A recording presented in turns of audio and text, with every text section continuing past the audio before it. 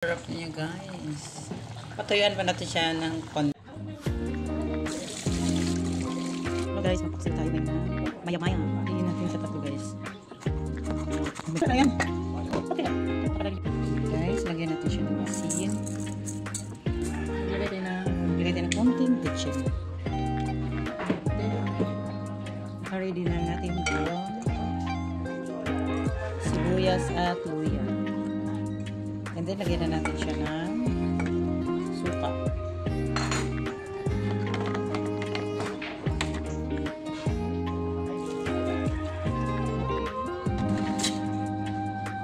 Tayo ng paminta.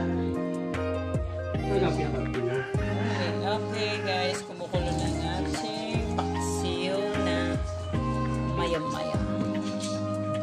Then, maglagay tayo guys ng konting mantika.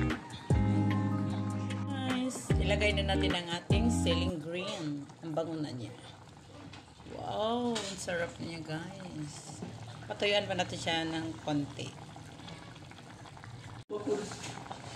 At ayan na guys, luto na ang ating paksiw na maya-maya.